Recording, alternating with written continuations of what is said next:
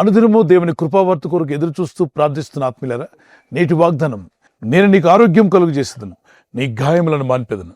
ఇర్మియా 30:17.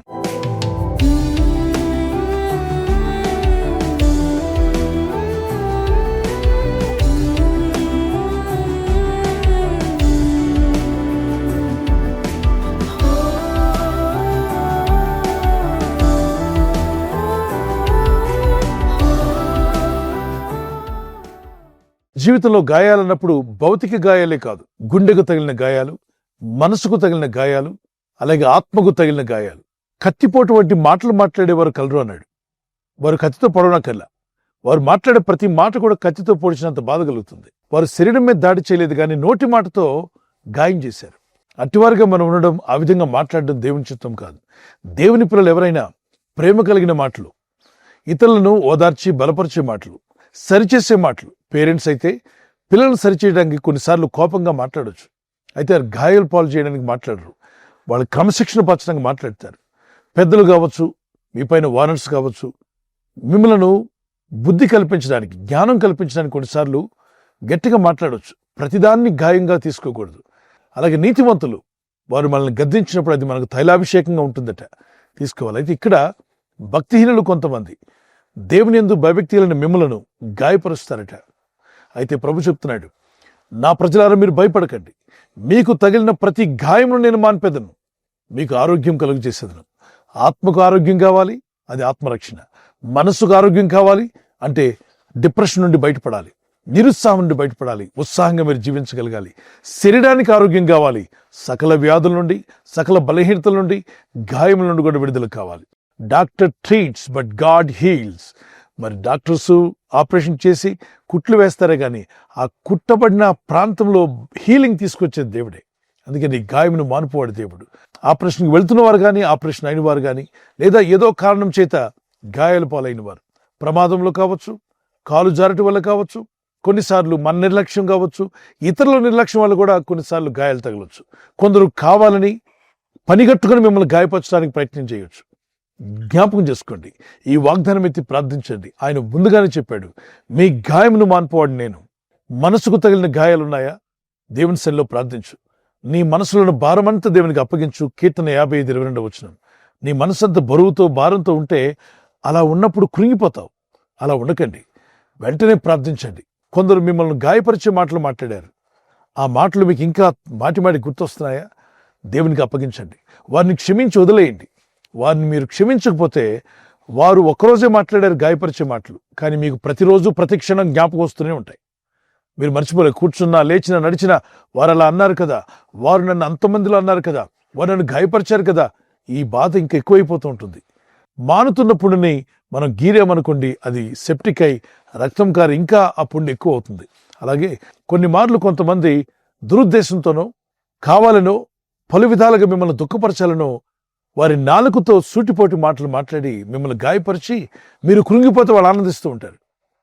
అందుకే ఎవరైనా గాయపరిచే మాటలు మాట్లాడితే ఈ వాగ్దానం జ్ఞాపకం చేసుకో. క్షమించలేకపోతున్నావా? దేవుని దగ్గర అడుగు. క్షమించగలిగిన శక్తిని ప్రభు ఇస్తాడు. పరిశుద్ధాత్ముడు నిన్ను క్షమిస్తాడు, నీకు క్షమించడం కూడా నేర్పిస్తాడు. క్షమిస్తే అంతటితో ఆ దరిద్రం వదిలిపోతుంది. వాళ్ళకి మళ్ళీ మీకు జ్ఞాపకం రారు. వారు ఎదురుపడినా, వారు మాట్లాడిన మాటల మీద మీకు కోపం కూడా రాదు. ఎందుకంటే క్షమించారు మనసారా. నా గాయం మాన్పుము దేవా అని ప్రార్థిస్తుండగా ప్రభు మీ గాయమును మాన్పి మీకు ఆదరణ, ఓదార్పును, ఆరోగ్యమును కలుగు చేసి ఆయన చిత్తం నెరవేర్చేవారుగా, ఆయన సాక్షులుగా మిమ్మల్ని నిలబెట్టి నడిపించి స్థిరపరచునుగాక. ఒక కీర్తన పాడుకుందాం పిల్లరా. గాయపడిన సమయాన మంచి సమరయునిలా నా గాయాలు కడిగిన దేవా, ఆకలైన వేళలో ఆహారమిచ్చి నన్ను పోషించినావు దేవా. గాయపడిన సమయాన మంచి సమరయునిలా నా గాయాలు కడిగిన దేవా, ఆకలైన వేళలో ఆహారమిచ్చి నన్ను పోషించినావు దేవా.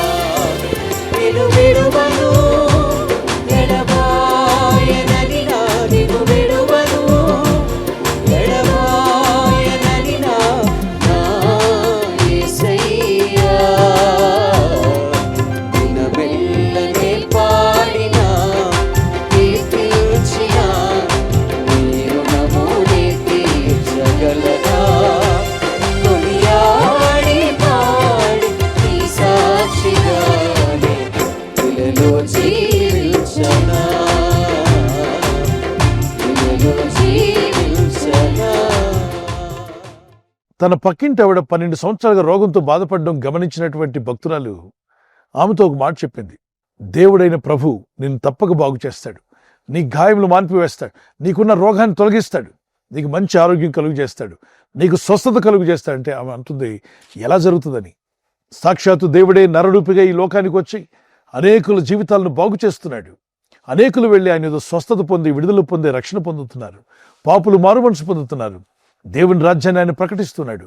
ఆయన రాజ్యంలో ప్రతి ఒక్కరూ వెలుగు పొందుకోవాలని, అసత్యంలో ఉన్నవారు సత్యంలోకి రావాలని, బంధకంలో ఉన్న వారికి విడుదల కలగాలని, చీకటి బతుకులకు వెలుగును కలిగించడానికి యేసునాథుడు ఈ భూమి మీద నడుస్తున్నాడు, మన వీధుల్లో ఆయన తిరుగుతున్నాడని చెప్పినప్పుడు ఎక్కడా ప్రభు ఎక్కడుంటాడో చెప్పు, నేను వెళ్ళి ప్రభు వస్త్రాలు ముట్టినట్లయితే నేను స్వస్థతను అందుకుంటానని ఆమె తనలో తను అనుకుని ఆ స్త్రీ చెప్పిన మాటలను బట్టి విశ్వాసంతో పరిగెట్టుకుంటూ వెళ్ళింది. ప్రభు నడుస్తూ ఉండగా ఆయన చుట్టూ జనం ఉన్నారు. అద్భుతాలు, ఆశ్చర్యాలు, మేలులు పొందుతున్న జనమంతా నన్ను తాకండి ప్రభు, నన్ను తాకండి ప్రభు అని పరుగులు తీస్తుండగా ఈమె ఆ వెళ్ళి ప్రభు వస్తున్న మార్గంలో కూర్చుంది. ప్రభు దాటిపోతున్న సమయంలో ఆయన అంగీ చెంగును ముట్టిందంటే వెంటనే స్వస్థత పొంది ఆమెకున్న బాధంతా ఆమెను విడిచిపోయిందట. 12 సంవత్సరాల బాధ ఒక్క క్షణంలో ఎగిరిపోయింది. సంతోషంగా లేచి గంతులు వేసి ఎంతో ఆనందంగా ఉన్నానని సాక్ష్యం ఇచ్చినప్పుడు ప్రభు చెప్పాడు, కుమారి నీ విశ్వాసం నిన్ను స్వస్థపరిచింది, సమాధానం కలదాని ఇంటికి వెళ్ళమన్నాడు. 12 సంవత్సరాల రోగాన్ని తొలగించి ఆమెకు ఆరోగ్యం కలిగజేసిన అదే ప్రభు ఈరోజు మీ జీవితాల్లో కూడా ఎన్నో సంవత్సరాలుగా, ఎన్నో నెలలుగా, ఎన్నో వారాలుగా, ఎన్నో దినాలుగా బాధపడుచున్న మీకున్న వ్యాధి రోగాన్ని కూడా నా ప్రభు, మన ప్రభు తన గాయపడిన హస్తంతో ముట్టి స్వస్థపరచునుగాక.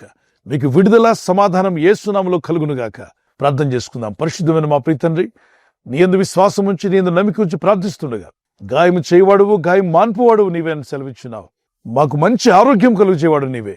నామలో విశ్వసించి ప్రార్థిస్తున్న ప్రతి ఒక్కరికి వారి గాయాలు మానిపోయి మంచి ఆరోగ్యంతో వారు బయటపడినట్లుగా మీ సహాయం వరకు అనుగ్రహించండి. ఇప్పుడే వారి వ్యాధి, రోగ బలహీనతలను యేసు నామములో తొలగించేయి. సంపూర్ణ స్వస్థత నీ ప్రజలకు కలుగు చేసినందుకు స్తోత్రాలు చెల్లిస్తున్నాను. Let every sick person be healed for the glory of God. Receive your healing and miracle in the name of Jesus. ఈ రోజు ప్రార్థించి ప్రయత్నించబోతున్న శంకుస్థాపన అయిన, గృహప్రవేశమైన, ఒక బిజినెస్ ప్రారంభిస్తున్నా, ఉద్యోగ ప్రారంభానికి వెళ్తున్నా, ఒక మంచి కార్యక్రమాన్ని ప్రారంభిస్తుండగా, నేను వారి బిడ్డల వివాహం కొరకు ప్రయత్నాలు చేస్తుండగా వారు చేస్తున్న ప్రయత్నాలు ఫలించలాగున మీ దూతలకు ఆజ్ఞాపించండి.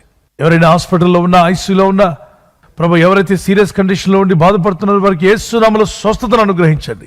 కృంగిపోయిన వారిని లేవనెత్తండి. మీ గాయపడిన హస్తమును చాపి వారికి ఉన్న సకల రోగాల నుండి విడుదల ఇచ్చేయి. వారిని లేపి నడిపించడాన్ని సాక్షులుగా నిలబెట్టుకోండి. ఈ ఉదయకాలం ప్రతి రోగి యేసు నామములో స్వస్థత నొందునుగాక. తండ్రి, ఈ దినం ఎవరైతే ప్రయాణమై వెళ్ళబోతున్నారో, అది రైలు మార్గమైనా, ఆకాశ మార్గమైనా, బస్సుల్లో, వాహనాల్లో ఎక్కడ ప్రయాణం చేస్తున్నా, రోడ్డు మార్గంలో ఏ వాహనంలో వారు ప్రయాణం చేస్తున్నా, నీ ప్రజలకు కాపాడే దూతలను పంపండి. దేవుని కనికరం చొప్పున మీ అవయవాలు స్వస్థత నొంది దేవుని మహిమార్థమే మీరు జీవించలాగున దేవుని కృపా కనికరాలు మీకు తోడే నడిపించునుగాక. Amen, amen. ఈ వాగ్దానాన్ని మీతోనే ఉంచుకోకుండా లైక్ చేయండి, షేర్ చేయండి. అనేకులు ఈ యొక్క ఛానల్ సబ్స్క్రైబ్ చేసుకోమని తెలియపరచండి. సబ్స్క్రైబ్ చేయని వారు కూడా సబ్స్క్రైబ్ చేయండి. ప్రభు కృప మీకు తోడే ఉండుగాక. సమాధానకర్త అయిన ప్రభు మీకును మీ కుటుంబానికి సమాధానం దయచేయాలి మా ప్రార్థన. God bless you.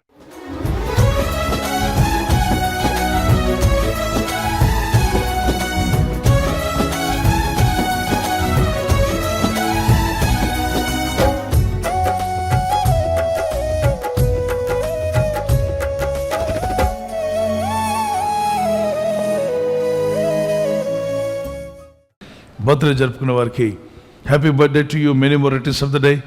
May the Lord bless you. ప్రభునామని కనపరుస్తూ మీరు ఆనందంగా దినమెల్లా దేవుని స్తుతిస్తూ ఉండాలని ప్రార్థిస్తున్నాను. మీకు ప్రామిస్ వర్డ్ ఆఫ్ గాడ్ నుండి, దేవుని వాక్యం నుండి, ప్రొవెర్బ్స్ చాప్టర్ 1:33, సామెతలు 1:33 వచనం. నా ఉపదేశం అంగీకరించేవాడు సురక్షితముగా నివసించును. Whoever listens to me will live in safety and be at ease without fear of. ఎటువంటి హామ్ లేకుండా, ఎటువంటి ఫియర్ లేకుండా జీవించే కృప ఆయన మాటలు వింటున్న వారికి కలుగుతుంది. కనుక ఆయన వాక్యాలు విని వినుబుద్ధిని దేవుడు మీకు దయచేసి ఉదయకాలం శిష్యునికి ఉన్న వినుబుద్ధి వలె పరిశుద్ధాత్మ వారందరికీ వినుబుద్ధి పుట్టించునుగాక. God bless you. Happy birthday to you, many more returns of the day. దయాక్రీడం ధరించేసి మిమ్మల్ని దేవుడు అభివృద్ధి పరచునుగాక. This is what my pray for you. May the Lord continue to bless you and give you long life. God bless you. Anniversary జరుపుకునే వారికి we wish you a happy wedding anniversary, many more returns of the day. May the Lord bless you. ప్రభు అక్కడ ఆలస్యమైతే మరి మీరు silver jubilee, golden jubilee platinum కూడా జరుపుకునే కృప దంపతులను మీకు దయచేయునుగాక. Promise of God, Isaiah 44:3, I will pour out my spirit on your offspring. నీ సంతతి మీద నా ఆత్మను కుమ్మరించేదను. భార్య భర్తలను మిమ్మల్ని దేవుడు దీవించి, గర్భఫలం లేకపోతే ప్రభు మీకు గర్భఫలం అనుగ్రహించి, పిల్లలు గలవారు మీకు మీ పిల్లల మీద మీ సంతతి మీద దేవుడు తన ఆత్మను కుమ్మరించునుగాక. ఆమేన్. ఇద్దరి మధ్యలో ఐక్యత, ఏక మనసు, లవ్ అండ్ ఎఫెక్షన్ మీ ఇద్దరి మధ్యలో పరిశుద్ధాత్మను ఇంక్రీజ్ చేయనుగాక. God bless you. ఈ ఛానల్ను మీరు సబ్స్క్రైబ్ చేసుకోవడం వలన 2 పనులు జరుగుతున్నాయి. ఒకటి, సువార్త జరుగుతున్నది, ఆత్మలు రక్షించబడుతున్నాయి.